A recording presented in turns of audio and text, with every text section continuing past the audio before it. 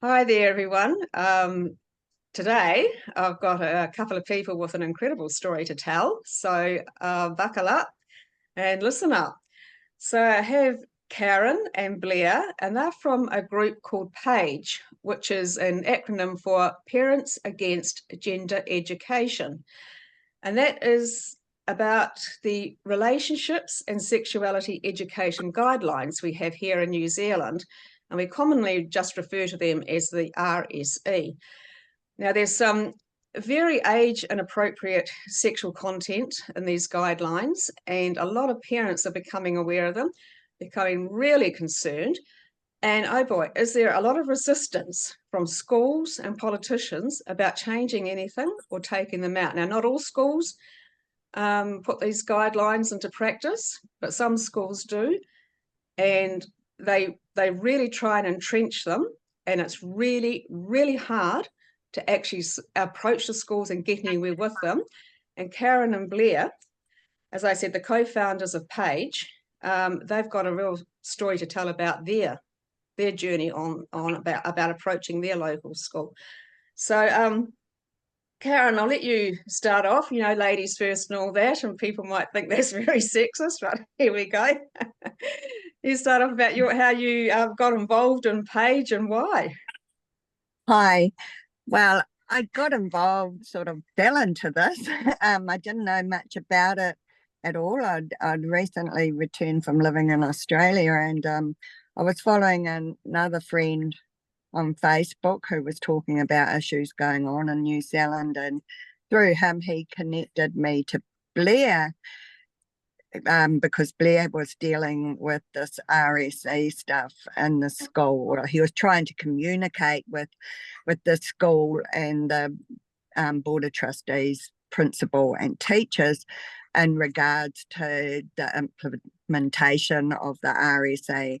And through there, it grew. We realised through our experience and need for support for parents were just being blocked. Their voices weren't being heard. They were being shut down. The schools were not inviting them to voice their concerns or anything. And as a result of that, yes, we started the Facebook group Page, which was initially to unite parents in their communities so they could collectively start addressing the schools and attending BOT meetings. And it became a huge thing. So our Facebook group Page has only been going, I think, for 11 months now.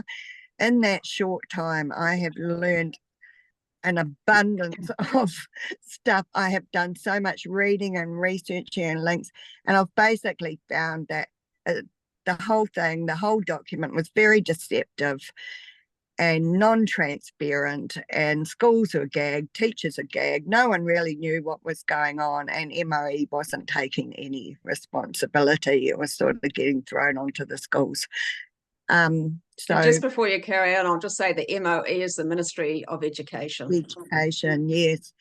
And it took many weeks to actually read the Relationships Sexuality Education Guideline document in all its forms, including references and links to the outside organisations that they were bringing into the schools for teacher training and stuff, which was Inside Out and associated rainbow groups, and the previous family planning, who I now think is Sexual Wellbeing Aotearoa. They changed their name.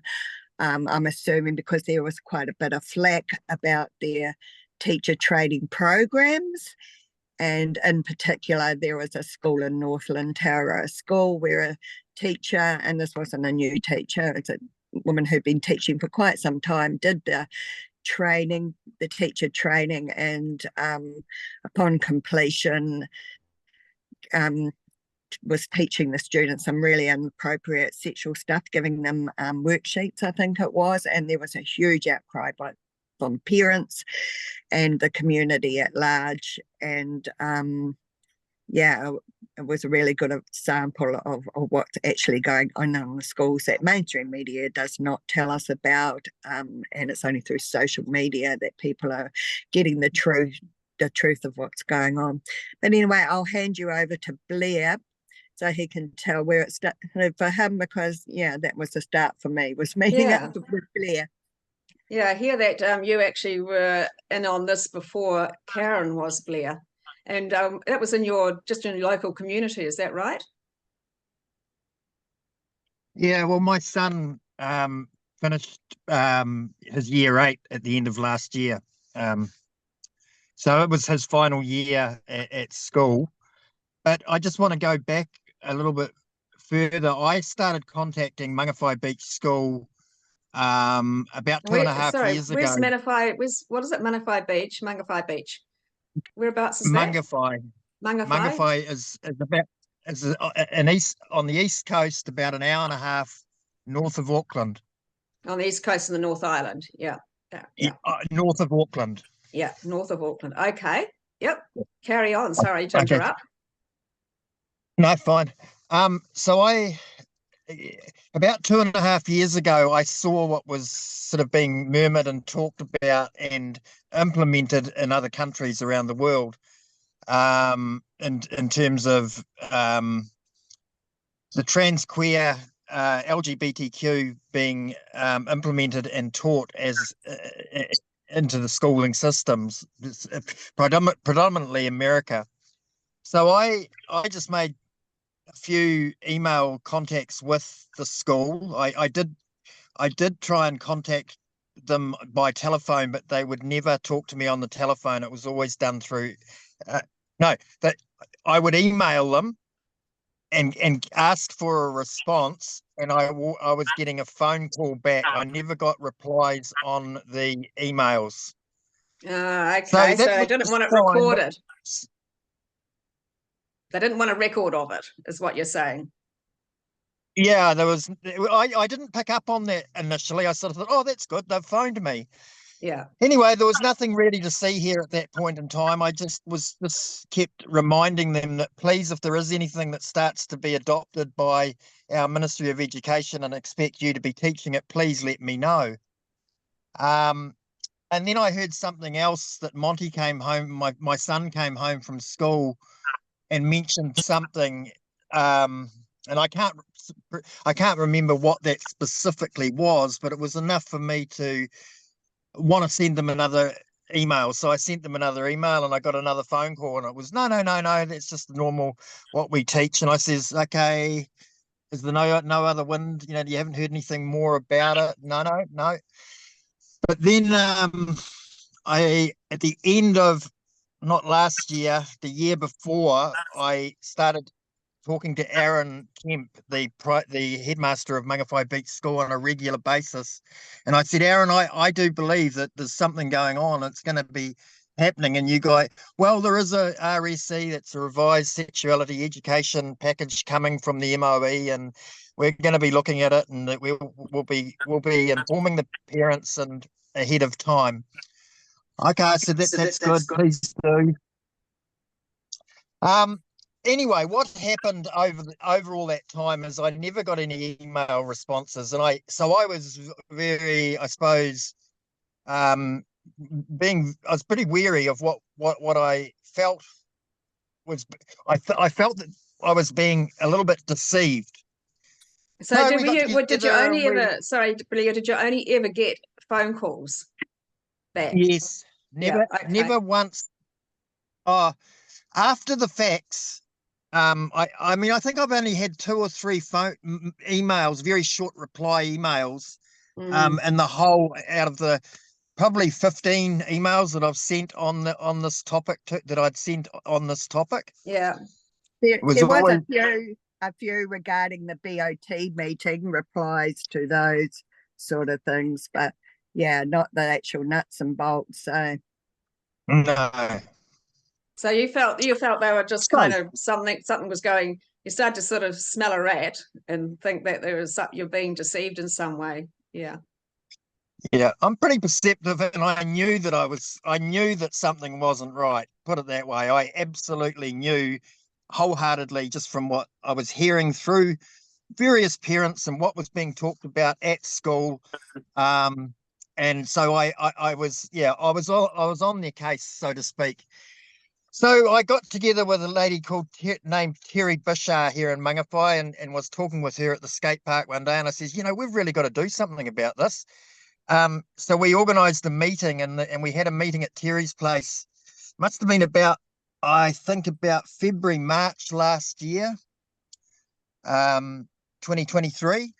And we had a group of us, 2 or 3 of us, sit down and have a chat, and then we had another meeting about 3 or 4 weeks later, and at that point there was about 6 of us. I'm not sure if that was the meeting that you came to, Karen, somewhere in there. Yeah, Karen. I think it was that one. Yeah, and Rob came. Yeah, so we got that group going, and we didn't know what we were going to do. We just thought we've got to inform the parents. We've got to get people to be aware, at least aware of what's going on. So we just basically started an awareness campaign, but really, we hadn't set up the Facebook page at that point in time. We went from we got some flyers printed, I think was our first step, and we started getting them out around Mangawhai into people's hands. We preferred to try and get them to create a conversation by putting it in someone's hand rather than just dropping them in letterboxes. But we did a bit of everything, and we just did our best to get the information out there and the awareness out there. And then I contacted the school, and I said, when's the BOT meeting you've mentioned? Because once every 2 years they've got to have a meeting to talk about their PE and whatever program which the RSE that comes under. Community and consultation. Community consultation. Yeah. So yes, we'll let you know. It should be soon, and then we thought, well, okay, we'll jump the gun here and we'll have a meeting. So we organised a public meeting and had Bob McCoskey and so that was, so you just cut out a little bit. You had Bob McCoskey, did you say? A public yes meeting, and Bob he came up. Yeah. And Bob McCoskey, just to tell people, is he heads up a Christian organisation called Family First, and they are really hot on this gender ideology being entrenched in schools and throughout society. Really strong on it. He does great podcasts on it, does a lot of deep digging. So yeah, he's if he came to your meeting, he would have good information to tell you. Yeah, he had a presentation that he did, slide showing that, and yeah, very informative. Yeah, it was, and so what we had the date for the the Board of Trustees meeting, and then we thought, okay, it would be good to get this meeting that we want ahead of time to inform parents. We invited the school, and we got really hard at work, and we managed to get about, I don't know, I reckon there'd probably 70, 80 people. Would there have been, Karen? I think there was more. I think we put out 100 chairs, 90 or 100 chairs, and I know they were all full, and there was people standing in the doorway as well. Yeah, so understand that Mangawhai is Mangawhai Beach School is a school that has 600 odd kids at. The community itself consists of, the town, the actual residential areas. About 5,000 people live here, and we managed to get, which was 100 concerned people or interested people, put it that way, interested enough to come and find out. And that was the stepping stone for us to get a little bit of momentum and awareness out there, where those people that came to that meeting were talking to people that hadn't come to that meeting, and the awareness was really growing quite quickly. And we knew that the Board of Trustees meeting was in about 3 weeks' time, I think, from memory. So we really sort of rallied up and encouraged everybody to get to that Board of Trustees meeting. The school was very well aware that that's what we were doing, and we were intending to come. And that was all well and good. So we had a huge number of people. I think there was sort of like looking like there was going to be about 150, 200 people turn up to that first meeting, just on our estimates, But lo and behold, on the Monday morning of the Board of Trustees meeting, the school put out a Facebook post saying, "We don't know why there's certain people in this community." Oh, and emails, yes, the Facebook page and emails saying, "We don't know what's going on here and why everybody thinks this meeting, they're coming along to this meeting to discuss the RSE document, because that really isn't on our agenda and that's not happening." And so I saw this post on Facebook, and I rang Aaron Kemp straight away and says, what's the story? He says, "Well, it's not about that. We're just letting people know." I says, "Aaron, I was talking to you 3 times on the telephone last week, and now you drop that one on us, knowing that we have a lot of support and a lot of people coming to that meeting." I says, that's to me, you're being very, very sly and dishonest."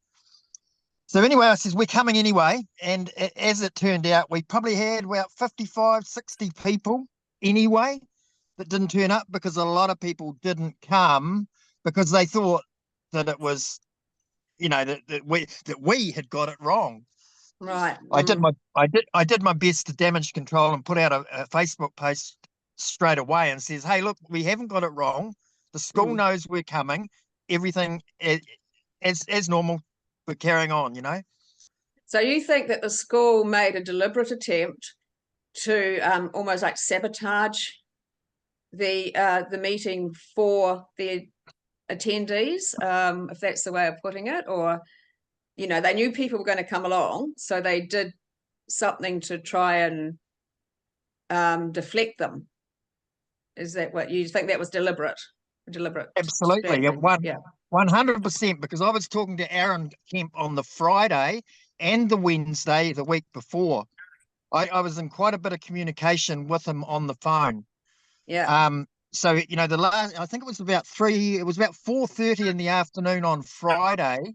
I was talking to him regarding the Board of Trustees meeting on the Monday. So it was absolutely deliberate. Absolutely, 100%. Yeah. But anyway, that meeting we did. What's that, Karen? Blair, can I just cut in there? Yeah, we were also told they knew. So Blair was on contact them all the way along, telling them of what we were doing. They were giving the impression that they were against all this sexualization and gender stuff, and they didn't want it. So we were trying to work in with them, and be their voice, because they were saying they were being gagged. It's what Blair had been told previously.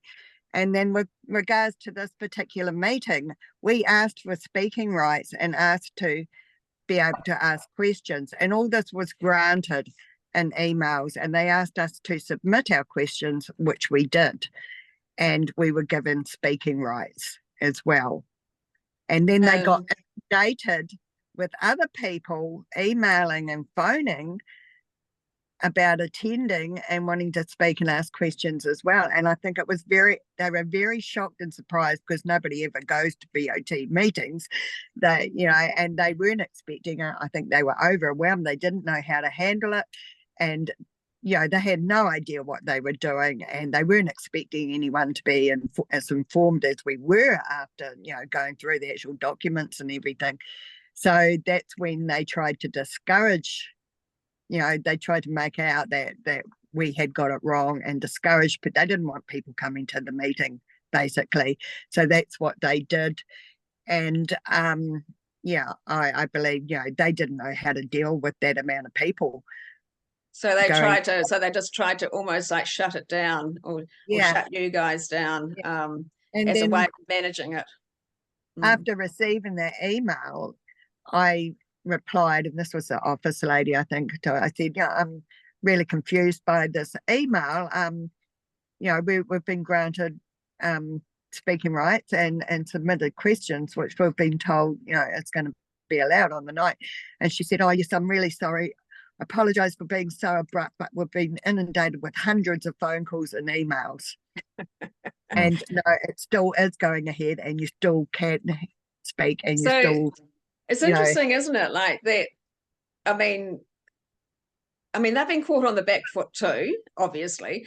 But to get so many emails and phone calls, there should, after you get caught on the back foot and you think, what's going on and all that sort of thing, perhaps they should start thinking, because they are professionals, start thinking, well, hang on, what's going on here? Should we actually address this and not sort of actually try and shut it down? No. So, they took the opposite approach, which was ongoing from there, is to not allow us to speak at all. But sorry, Blair, carry on. No, they were important points, because that is actually how it went. But anyway, so we were at the meeting, and I think I spoke, and who else? Terry, was it? Yeah, Terry and I spoke, and our questions. We submitted our questions, and they had printed them out with answers that were handed to us when we walked in too. But you spoke. What did that indicate to you, that they were that was how they're going to address the questions, just in a written form on a piece of paper they handed to you? Or did you get the impression you got the impression that was how they're going to answer the questions, not actually sort of answer you verbally? No, and they weren't even answered properly, but we'll get to that. Yeah. We'll get to that. Yep, Blair. Yeah, so I had a quick chat within, in the meeting, and said what I wanted to say, because understanding that at this point the actual survey was out in circulation, the people had got the survey. That was their community consultation, they decided to do through a survey. Yeah. So we asked when will the results of the survey be back? And they said, well, it'll be at the next Board of Trustees meeting, and that was like 4 weeks. And in between 4 weeks' time, was it, Karen? I think. Yeah, I think so. Yeah. Yeah, it was set down for 4 weeks' time. Now, during that, the following day, they put an email out saying that they mucked up a whole lot of dates. The dates that they were saying the Board of Trustees meetings were going to be on, they were, completely mucked up on the dates that they'd told us on the Monday night. So I was back on the phone talking to the school, and says, look, we need some clarity here, because we're intending to get people to come to that next meeting. What date is it? Because you've got conflicting dates. One says the 15th of whatever, and the other one says at the end of the month. Which one is it? Oh, that was a mistake. That was a mistake. So they clarified that and set the date down for in a month's time, hoping that they'd have all the survey results in. So we would just continue to keep the awareness out there and keep informing people, and basically say, unless you read through that whole RSE document, do not answer anything other than no, because every question that they're asked on that questionnaire is got a whole lot of links that you would, unless you're prepared to spend 48 hours or a week searching and looking into it, you will have no idea what you're answering yes or no to. So I suggest, we were just saying to people, just answer no.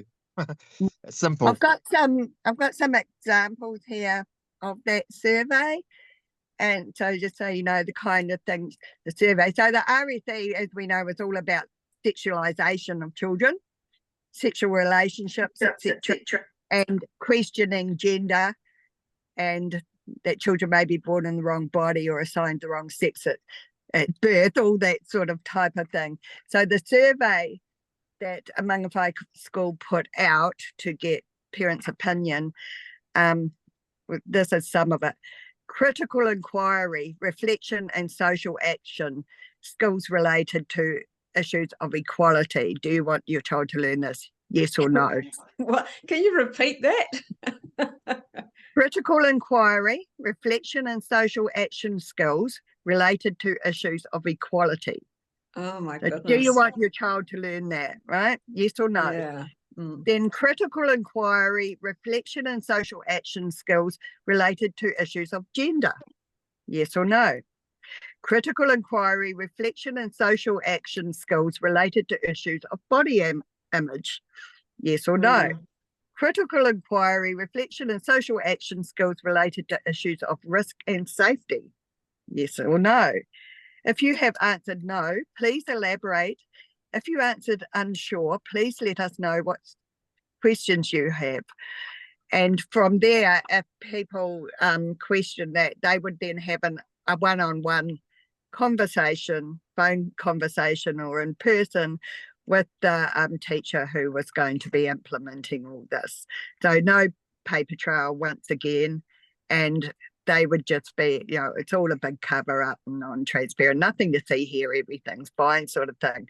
Yeah. But in order to, so that's just one bit of the survey, but that's, what it was all about. And it says, are you happy with your child being taught the following as per the Relationships and Sexuality document? Please see pages 30 to 33. So you had to then read those pages. And I wanted to read some from that, but I went to print it yesterday and I found, I'm pretty sure now the RSE document has been removed from the sites that it was on before because I could not find a copy of it anywhere. Okay, that's a bit disturbing. Yeah. Hopefully, I mean, we hope that perhaps, you're wrong, but unfortunately, we also know that you might be right. Yeah, so I looked, I went to the library too, and I was trying to find stuff, on their computer there, and yeah, but anyway, and the whole stuff that you were reading and that it did not, what it needed to ask was, do you agree with your child learning about different gender identities and sex identities and exploring, issues like were they assigned the wrong sex at birth and, that, but, that's what it's really all about. But none of it was like that at all. It was mostly about critical thinking and, and just exploring different opinions of things. Very, very receptive. So They certainly write it in fluffy language, don't they? yeah. Designed to get the response that they want from you, which is obviously a yes. And also with that survey, which really alarmed me too, was at the end of it, it said, if you would like to go, because you didn't have to put your name or anything on, you didn't have to identify yourself, but it says, if you would like to go into the draw to win a $50 supermarket voucher, please add your name and the name of your child. Oh my goodness. Yeah. I'm just not quite sure what to think about that. I mean, it's bribery, isn't it? Bribery to identify yourself. Yeah, how ethical is that or not? That would be a question to explore, wouldn't it, at some stage? That was very interesting. So yeah, that was about the survey, Blair. So we were waiting for the results of that. All the questions that we submitted were mostly answered by, we can't answer that until we get the results of the survey. That will depend on the results of the survey. That's what most of our questions were answered with that. Yeah, well, so because of it's so ambiguous and so hard to follow and so, it was an impossible task for people to know or understand what they were answering. What we did was set up the petition, and we put 5 or 6 basic simple questions, yes or no, yes or no, and got people around Mangawhai, the local area, and we managed to get 705 signed petitions, which we intended to take back to the next signatures. I mean, signatures on a petition. So 705, I think it was the number we had in the end. by the time the next Board of Trustees meeting came around, and it was meant to be to disclose or tell us what the results of the survey were. So just to go quickly forward to that next Board of Trustees meeting, I'm pretty sure they did exactly the same thing again the following Board of Trustees meeting. They put something out on the Monday, not sure why. Everybody thinks because the results aren't in. So we went anyway, once again, had about, I don't know, I can't remember the number of people, probably 35, 40 people turn up to that. Sorry, Blair, sorry, I keep interrupting you. I've got all the documentation. So I have an email where you converse with Emma saying, "Hi all, as you are aware, we are encouraging people to be at this coming BOT meeting on the 11th of the 9th, 23. We will be presenting a signed petition, which you will be aware we have been conducting over the last 3 weeks in the Mangawhai community. I was speaking to Emma last week and we both were in agreement that people won't be emailing this school to request to attend the meeting. However, we also agreed that we need to let you know if we want any time to speak. We would like a time slot of 15 to 20 minutes. So they didn't want to be inundated with emails anymore. And you said 15 minutes for 3 to 4 of us to have a few minutes to ask questions and also explain some things we have concerns about.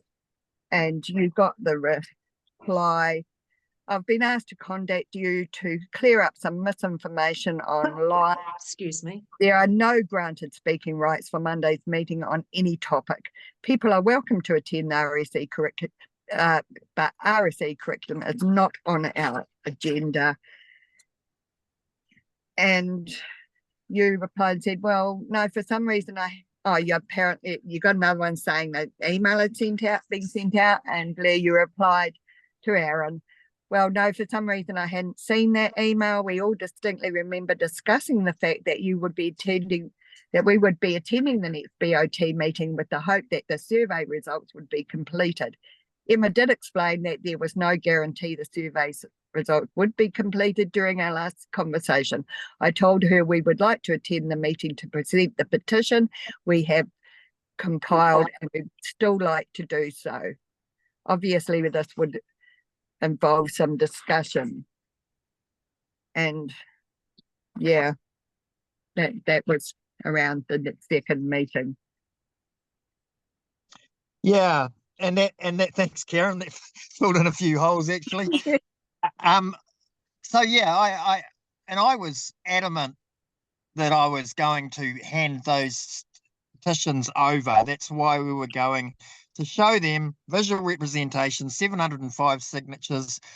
And basically, I can't remember his name. I won't mention his name, but the Board of Trustees chairperson or the boss man, he just sat there arrogantly with his one leg up on his knee, sitting back in his chair with his arms behind his head, going, "No, Blair, we're not accepting them. We're not taking them." And I says, "Yes, you are." When you've seen the video.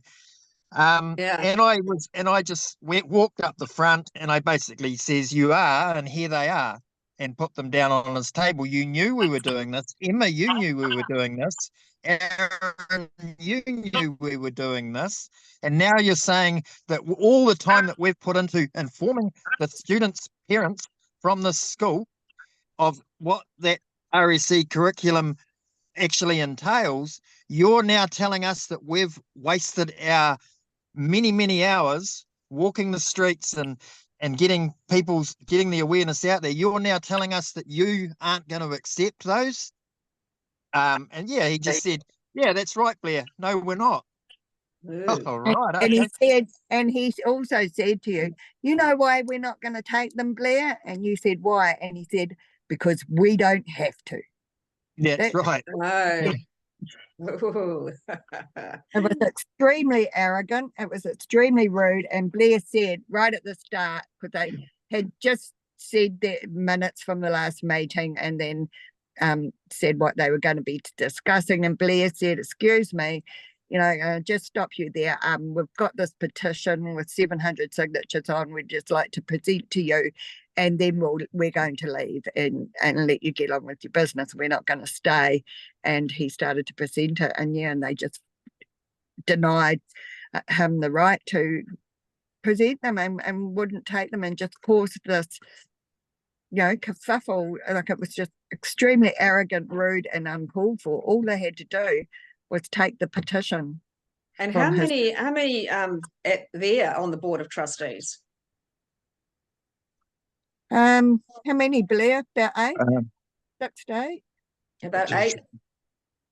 7, I think, and one of them being the deputy principal and the principal, and then one of them was the local policeman's wife. She was just as a member. There was 6 or 7 of them, I think. So not one of them put their hand out to take your petition. No. And are they bound by what the chair says, or could one of them have put their hand out to take your petition? Well, I tried to put it, because he wasn't going to take them. I swung round to my left and said to Aaron, "Here, Aaron, you take them." And I think it was Aaron that ended up taking them, putting them in his hand. It was later, after they walked out. Remember, we're in the foyer, and he came and took them off. What was that about, walking out?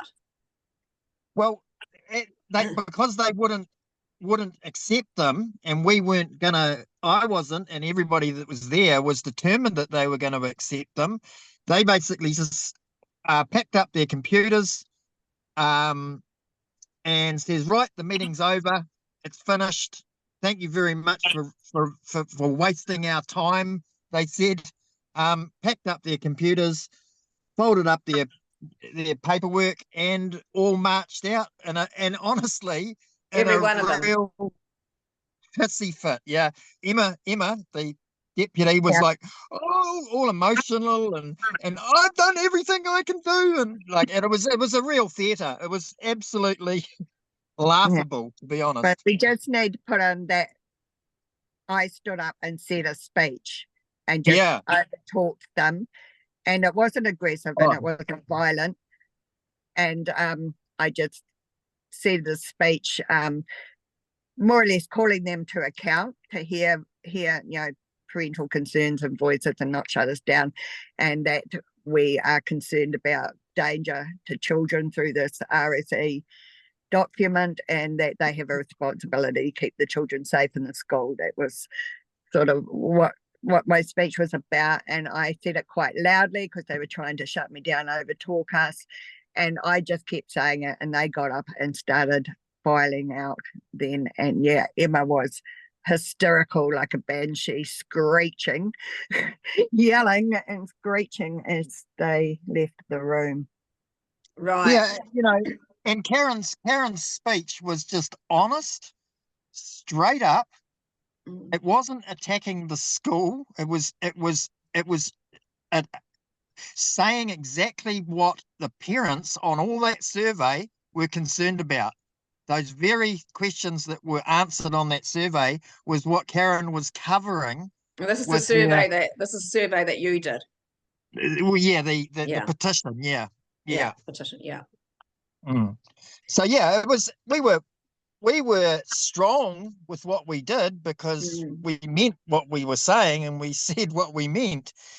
And so they didn't take too well to that, and that's when they just stormed out of the room, because Karen wasn't going to stop until she had finished what she was saying. Now, I saw the video. Which we can't share here, obviously, because it's there's people in it who other people in it. So sorry, they came back in, did they? And then did they come back in? No. But by this time they had taken your petition. Who did you say it was? Aaron? Was it Aaron? So they didn't. They filed out, and we sat there for a while to give them, and a couple of other people who had attended speaking up too, saying, why are you walking out, cowards? Come back and why can't you talk to us? This, and so they filed out. We sat there for a while, a bit stunned, and sort of gave them time to come back and talk to us, and they didn't. So then we went to leave. We got to the foyer, and the policeman was there, the husband of one of the board members, had turned up. He was just passing by and he thought he'd call in. And so anyway, we're having a bit of chat with him. We were congregating for you. And it was then Blair, I think, Aaron came out and took the petition from you. Yeah. Right. Yeah. Yeah. Yeah. And then what did you hear after that? Anything? I mean, obviously this is something that the board has not had to deal with before. They, as you say, they go along to these board meetings, hardly anyone turns up. It's pretty much box ticking and stuff like that. Discussing things that nobody else is particularly interested in. And suddenly this thing happens where everybody is interested and all these people turn up and the board have no strategies for handling it and no procedures or anything. So they walk out. And then what happens after, obviously, as you say, and in the foyer, you managed to hand your petition over. And then what happens after that? Like the next day or anything? Did you get any communication from them, to sort of apologize or say that, they've learned anything and going forward, they will, manage it better? Anything like that? Well, the interesting thing is the survey results came out the very next day, didn't they? This is No, the but community before ones. that- They weren't.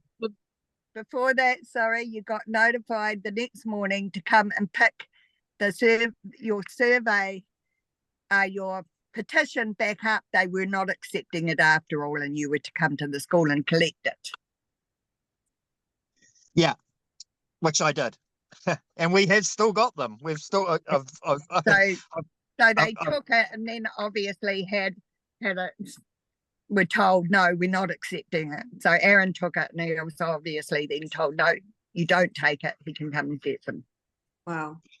Yeah, it was what it felt like on the Monday night, and the way it was all handled right through till them ringing me the next day. And that was after us having a talk with the policeman in the car park, because he knew that we'd videoed that meeting, and he was warning us, please don't be silly with those videos. I mean, social media, and he was sort of like, and I know him, I know the local copper, and he was sort of directing his message to me, knowing that, he was sort of saying, don't be silly with that video. And I said, no, I've got no intention. That's not what we're about.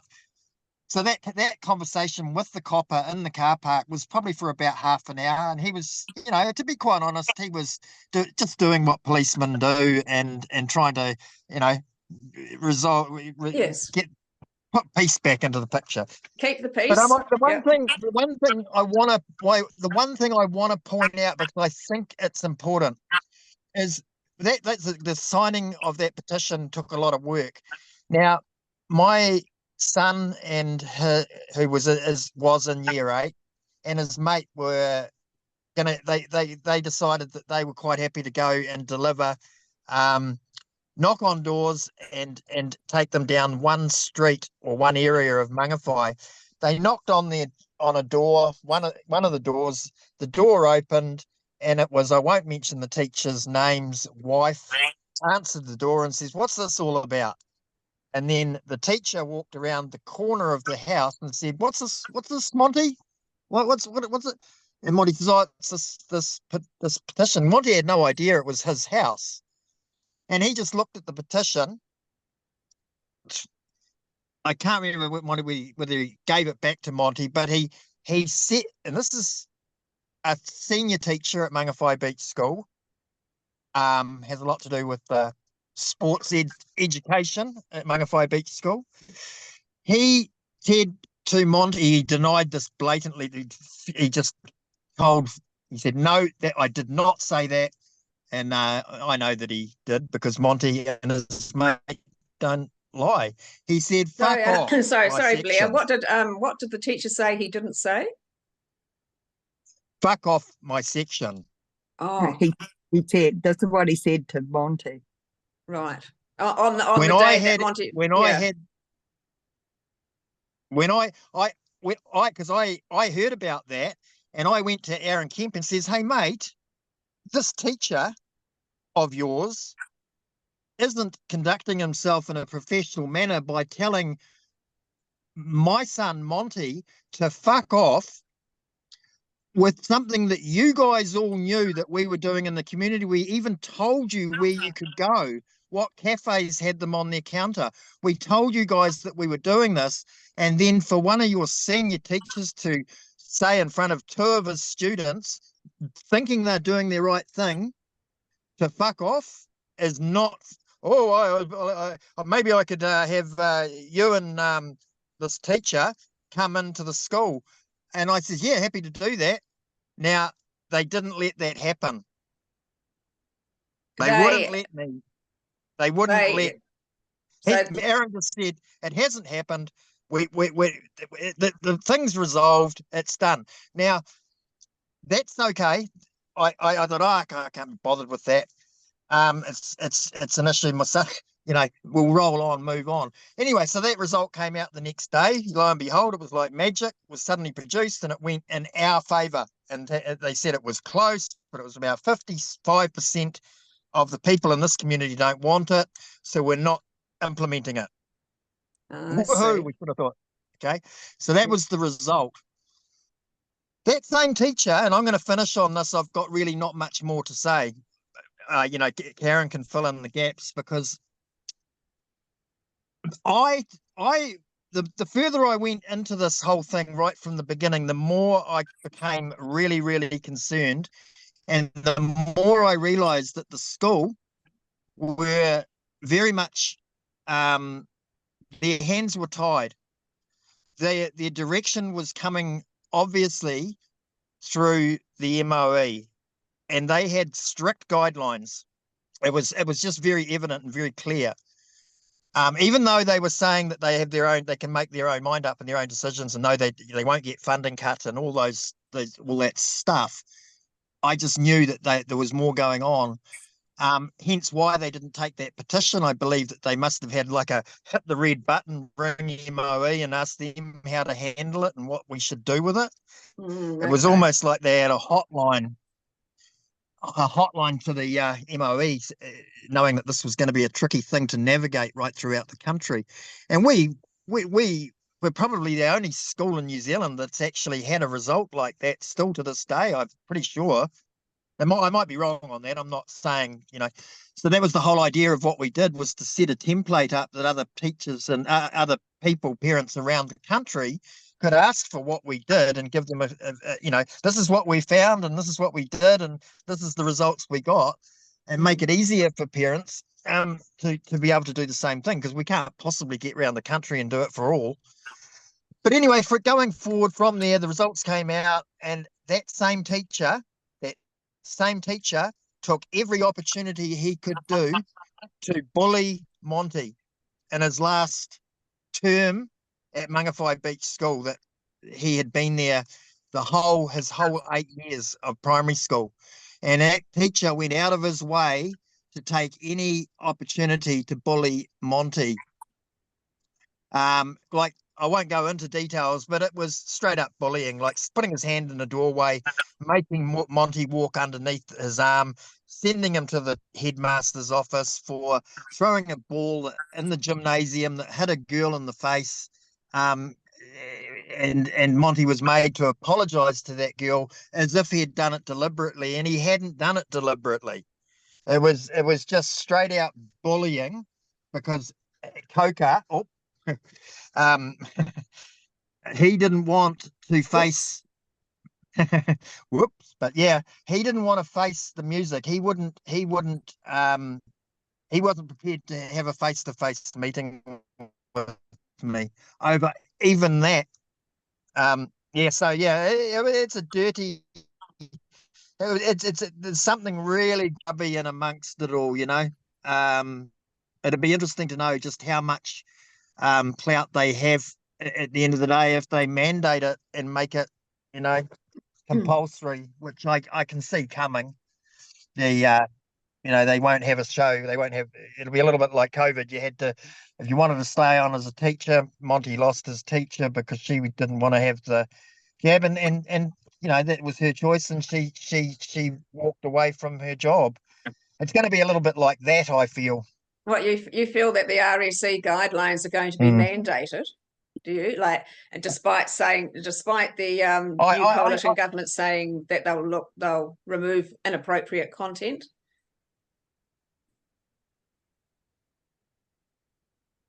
well, they haven't done anything with it yet, though, have they? Yeah. What I see is that they're probably going to take that inappropriate sexual content out, but I don't see the Gender stuff going anywhere. And I've actually got sorry, Karen, you don't see the gender stuff going anywhere? No. Right. I believe it's going to be more of the same in regards to that, the identities and stuff.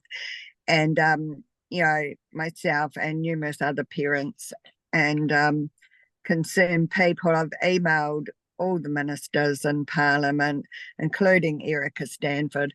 We have had replies and meetings with Tanya Unkovich. New Zealand First have opened their ears and made themselves available to us.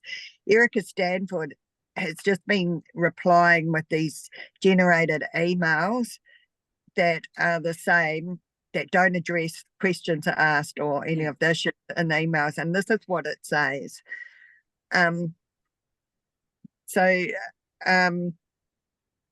Thank you for sharing your views with me. It is important that young people are taught about relationships and sexuality, and both schools and whānau play an important part in this.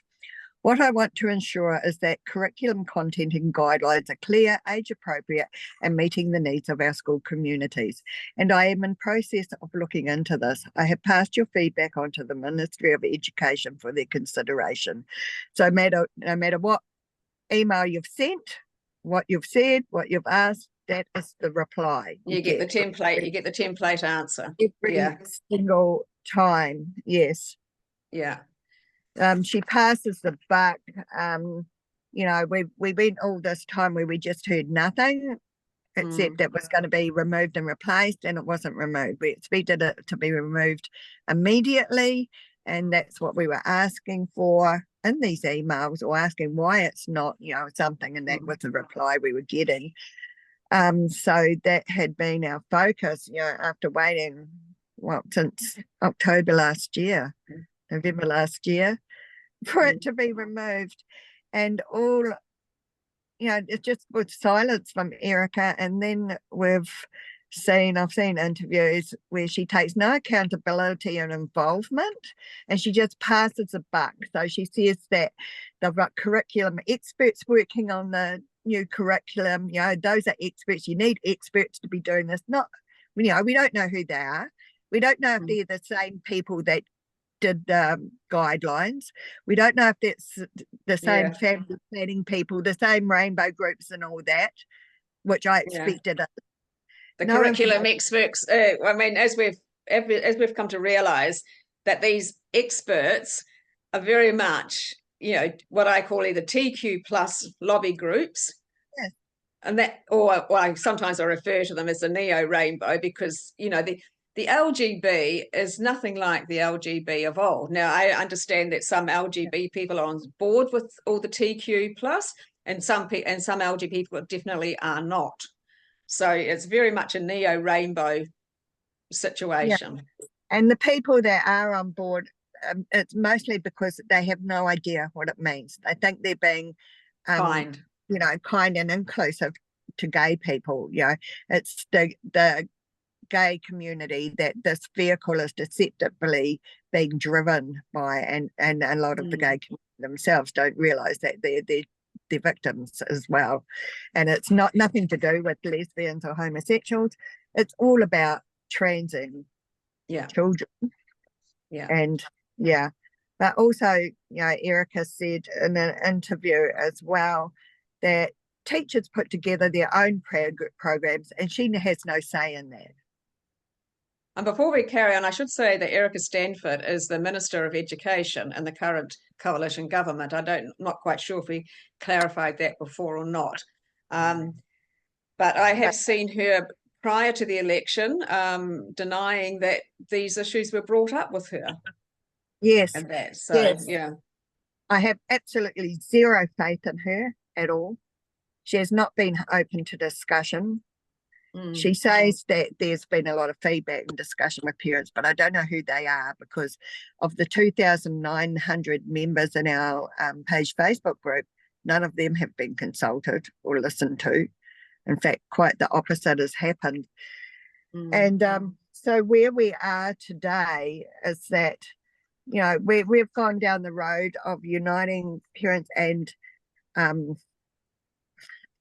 providing information to parents and anyone concerned, and we have supported them with, and we've worked with other groups like Resist Gender Education and Family First with Bob McCroskey, who was coming to all our public meetings, because we supported, you know, there were other public meetings held in other towns where we supported the parents in it, and Bob McCoskey was very instrumental, and he was our main man, sort of our go-to person who came and did his presentations.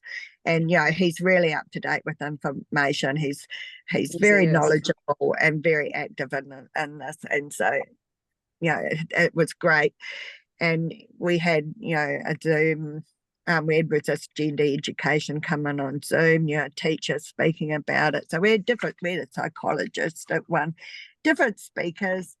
And, you know, we went through all that. We went through all the process of sending emails, of parents attending BOT meetings, of parents asking for speaking rights and all that.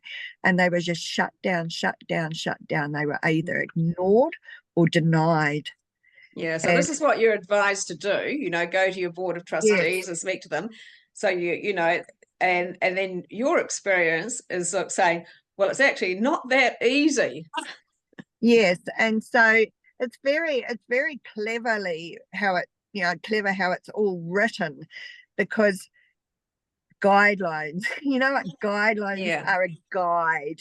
So here's all these things that you can use, but you choose, because we're not taking any accountability for any trouble that may become from what you choose to use in your programs.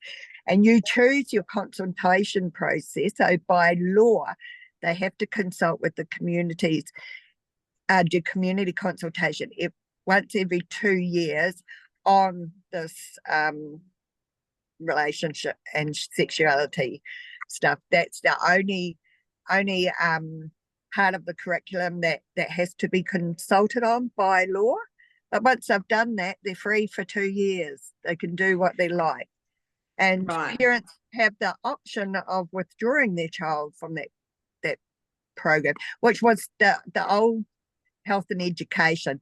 So it's mandatory, it's by law, it's compulsory that they incorporate the relationship sexuality education into the health and physical program, which, you know, used to be sex ed, which is now sexual relationship. So by law they have to do it. And I mean, I do understand there's some good content in the RSC, but there's also some very age inappropriate sexual content. And I mean, are either of you comfortable at saying what some of that content is? I'll tell you, it's like, it would take me probably 3 months to go through everything I have learned and read and seen and printed. But basically, because teachers don't know how to sexualize children or gender confuse them, right? This has never come up for them before. It wasn't in their teacher training. You know, there's boys and girls, and there's intersexual, which is very rare. You know, they were coming up against this sort of stuff. They didn't have to sexualize primary school children, you know, children that are under the age of consent. They didn't have to provide any sexuality teaching, you know, explore intimacy and all that sort of thing with them. So that's where in the guidelines it then refers them to places like Inside Out and the old family planning. And that stuff is really explicit, and it talks about anal sex and, you know, different sexual positions, different sexualities, you know, and a lot of made up ones, you know. Once you get into these rainbow groups like Inside Out, they've made up all these sexualities and genders and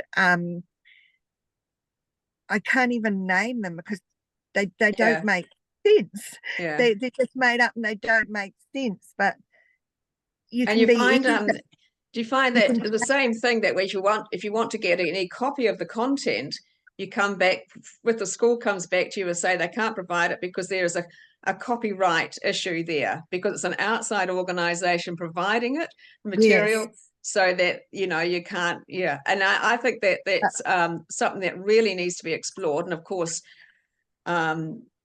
it's a big issue. Like, how can schools have content in them that parents can't see because they Yeah. can cite a copyright issue That, from an outside organization?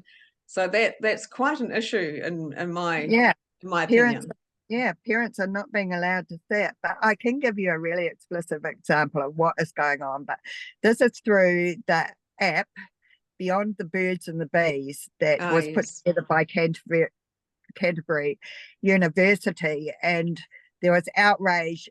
I think, don't quote me as this, but I think originally when it came out, the recommended age was 3+, and there was huge outcry, and then it was changed to 12+. But any child who's capable of downloading an app and getting onto it can access this. And this is really explicit, and I'll just give you an example. So it goes through all sorts of things children apparently want to know about, and different times of sex, your first time, and all this sort of thing. And it lists all the different kinds of sex you can have, and masturbation and all that. So I'll read you one part of it, which is about fingering. This is for 12+. Fingering can involve moving your fingers in and out of the vagina or anus, but it doesn't have to. You can keep your fingers inside and move them around in a swirling motion. You can start with one finger at a slow pace and gradually build up the pace and/or a number of fingers. Ask your partner, have you tried fingering yourself before? What did you like when you did it? Oh my goodness. So that's an example of the sexual nature of what they are doing to the children, and it gets really explicit in these outside organizations that are coming into the schools to teach this, because the teachers don't know how. So they use the guidelines and the references and the resources provided, and which is often bringing in different groups or directing children to apps like Beyond the Birds and the Bees and stuff. And I can understand how outsourcing sex ed is quite a good thing, for schools, and in one way, because of the fact that then the teacher who's teaching you most of the time, or the teachers you see every day, don't get put into the position of telling you sex education, and so there is that removal, and I understand that is quite a good concept. But of course, the rainbow, is that the rainbow groups are coming, and the neo-rainbow lobby groups are coming in and doing it, and that is the issue. Yeah, and it's also, see, there's no comeback for parents or anything, so nobody's taking responsibility or accountability for the harm from this. So the government's providing resources and guidelines for the teachers. The teachers are using those and the resources to implement outside organizations to come and teach. It's like just a flow on. Well, it's not my fault because I was just following this, and it's not my fault.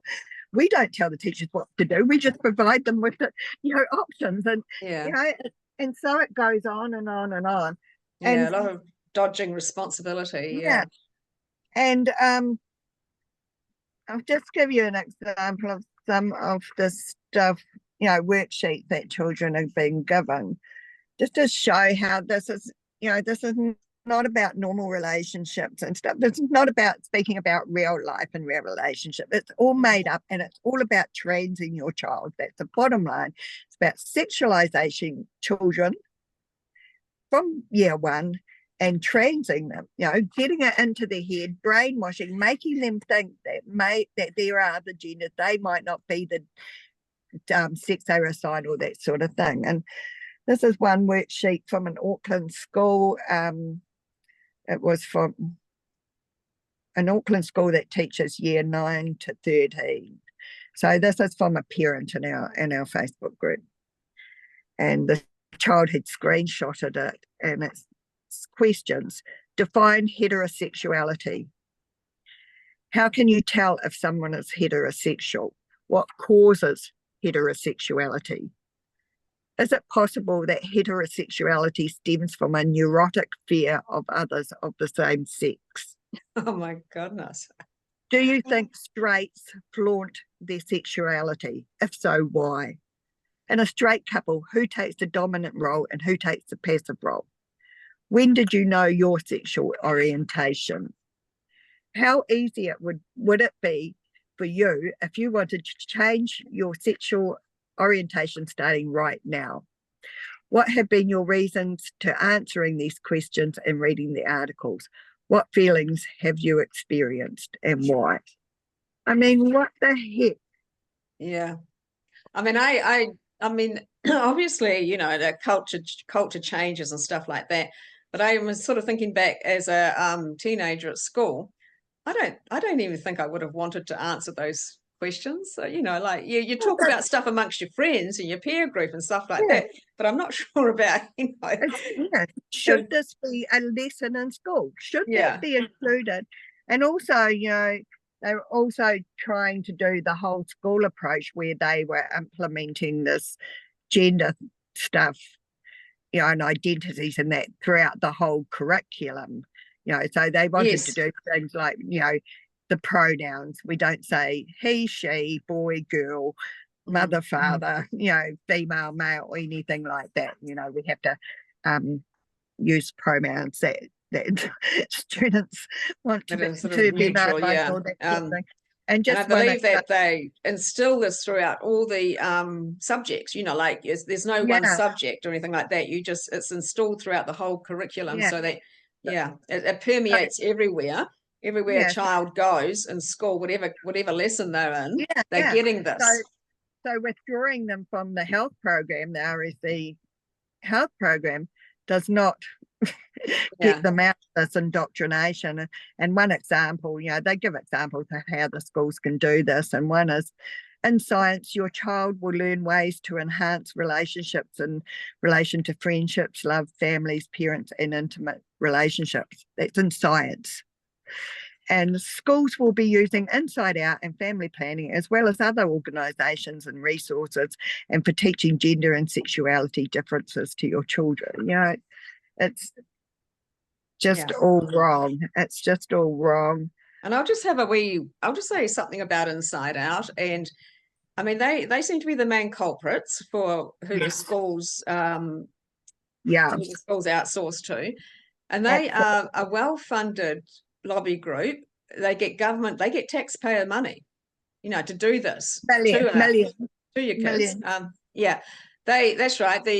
Them and some other neo-rainbow groups like Rainbow Youth, gender minorities, they have been given millions of dollars of taxpayers' money to do their lobbying on us about this stuff, you know, and then they cite copyright for their material to not be available for parents. So Blair, I understand that you've started homeschooling. Is that right? Yep, that came about, like, I wasn't completely decided upon that, but because my boy's a skateboarder and he does get away from school a lot with competitions around New Zealand, it was sort of on my mind anyway. But when I contacted Otamatea College, which is one of the two local high schools in our area, I questioned them on this. Where do they stand with the RSE, the LGBTQ teachings in the school? And the first person I talked to said, "Oh, I have no idea what you're talking about." I went, "Yes, surely you do." "No, I don't know what you're talking about."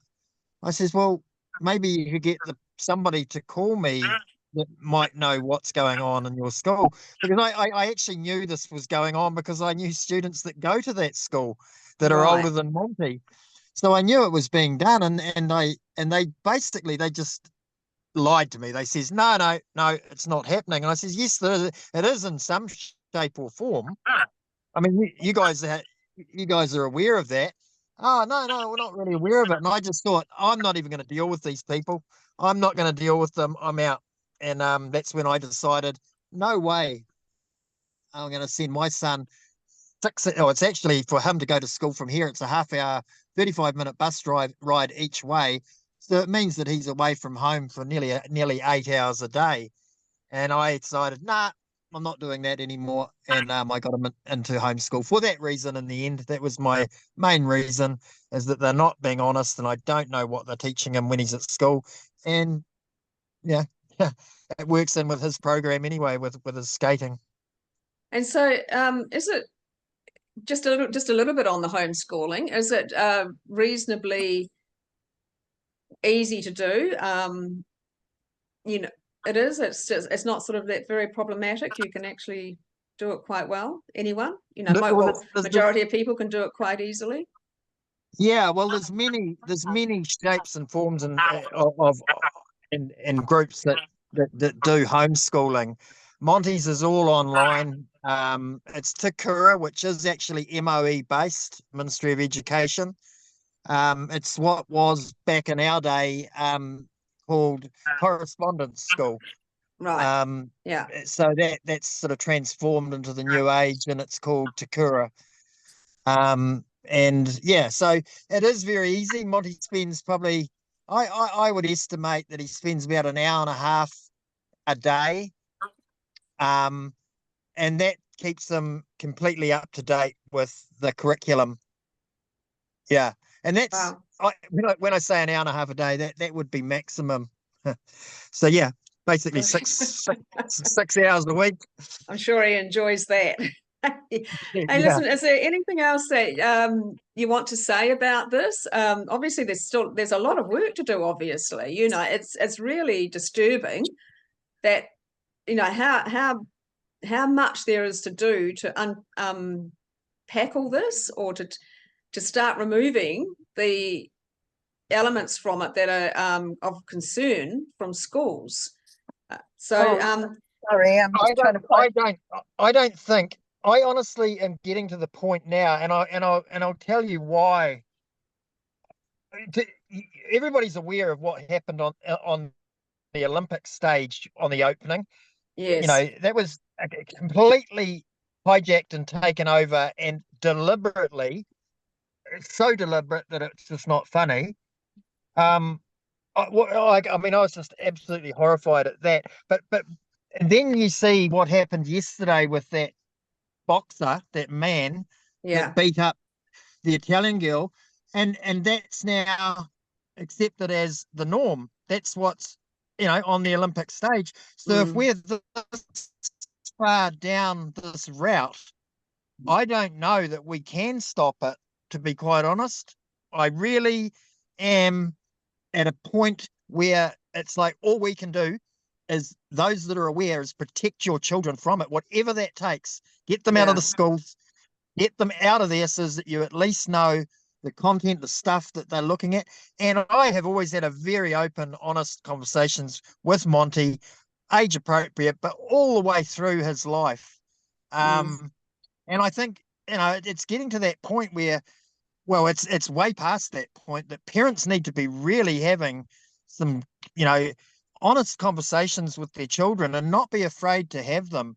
And because I've been like that with my son, my boy, there's very little he doesn't know. And he's just the typical 13-year-old kid. And he thinks it's all really weird, all yeah, crazy, yeah. I'm hearing he's a not, lot of that. I'm yeah, he's hearing a not lot of that from homophobic. kids. Yeah, Yeah. I mean, he doesn't care whether someone's gay. He doesn't care. Like, I don't care if someone wants to be trans. If they want to be a trans, vestite. right. Because that's another thing I'll just touch on. I know that the old school bars that have been operating in the likes of K Road for many, many years, that LGBTQ friendly.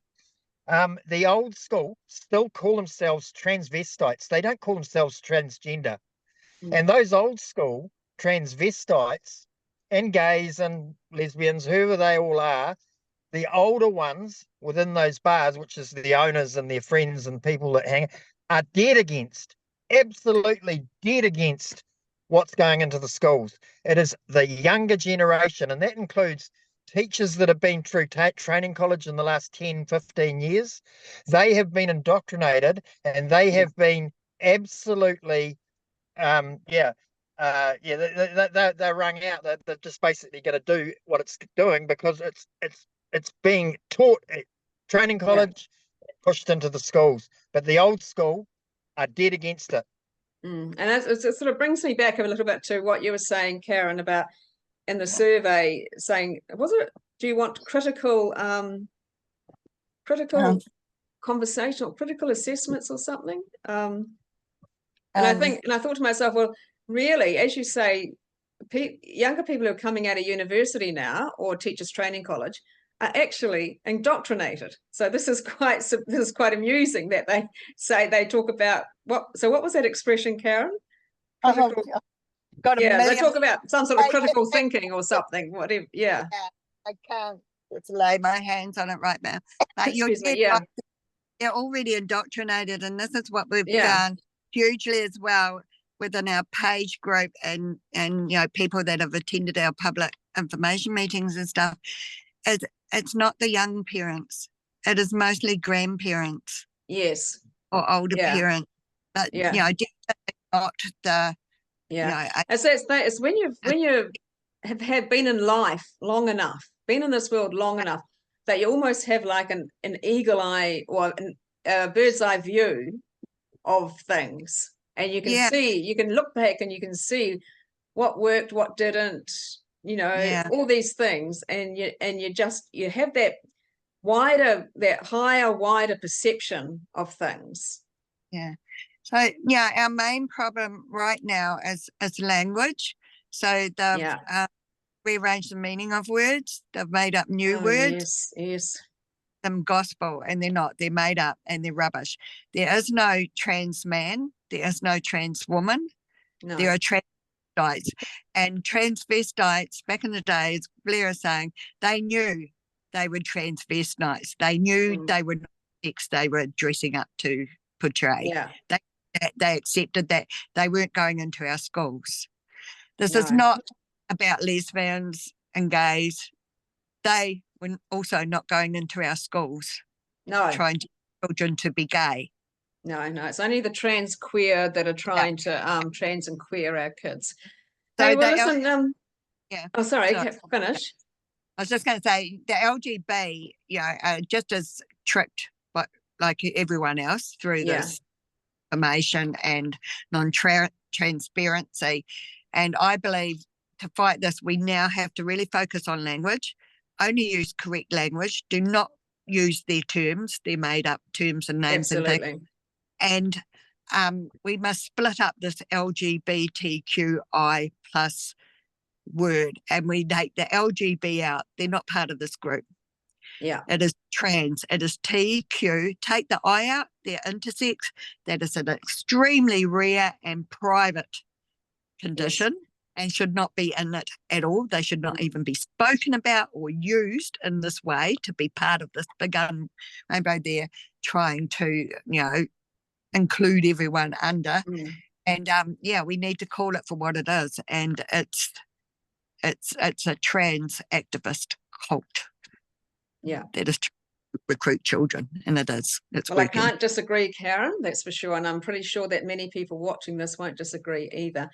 Hey, so look, as I said, I'll put the link to your Facebook group page underneath so people can go along and they can apply to join. And it's for both New Zealanders and overseas people. Is that correct? Yes, that's right. Yeah. And say, Corinne, I encourage people. One thing I see as a problem and how we're not going to be able to get rid of this at the moment is because of the conversion therapy bill that was introduced. that's given people the rights, to assume any identity they like, and it's now, against the law to discriminate them or say that they're not who they imagine they are and all that sort of thing. For people to look up the conversion therapy bill and read all about it, because while that's in place, we really have no comeback. And also the BD, I can't remember the terminology for it, but it's the birth, deaths, and marriage. Relationships, the BDMMR, births, deaths, marriages, or relationships, identity on that as many times as they like, and a child can do it and they don't need their parents' permission. No paperwork on that, sorry, but any professional, like a teacher, a psychologist, a psychiatrist, a counsellor, or in fact anyone years or over who's known the child for more than 12 months can help claims to have known the child. Just on that note, I will say that for people who aren't aware, that if someone changes the sex on their birth certificate to that of the opposite sex to which they were born, that is not legally binding in a way that anyone has to agree with it. The law says that other factor does not establish a person's sex. So other factors can be taken into consideration. So people have to know that no matter what, if somebody says, "Oh, my birth certificate says this," they're not legally obligated to regard them as that sex. Under the conversion therapy bill, they're not allowed to. It muddies the waters. Yes. The whole thing, it's very deceptive and non-transparent, and who knows what. And and there's just so many tentacles to this whole thing. It would take us years to talk about it all. Yeah. So on that note, I think we'll wind up for today, but I'm pretty sure that there will be more to tell in time to come. So we'll catch up again at some stage. Hey, look, it's been great talking to you too. It's been really informative, and I think that a lot of people will appreciate knowing what it's like to try and approach some of these boards of trustees, and how these boards of trustees are not equipped to deal with this situation, and that they need to start getting equipped to deal with the situation, and to understand that this is actually an issue that's not going to go away, no matter if they walk out of the room or not. Like you've just said, my message to people is this: it's not for the faint-hearted. You've got to go in there with real determination and not allow them to bully you, because they absolutely will. They'll do it with a smile on their face, and they'll do it with all the niceties that they can offer. But underneath it all, they have their flight path set. And so, you've got to be prepared to really be strong, and don't let them have their way, because they will try. They'll really will, and it's a big fight. And that's what joining with other people will very much help you with that. Just absolutely. Strong. Yeah. All righty. Okay. Great talking to you. We'll see you again sometime. Yeah, thanks. Cool. Thank you very much. Okay. Bye. Bye.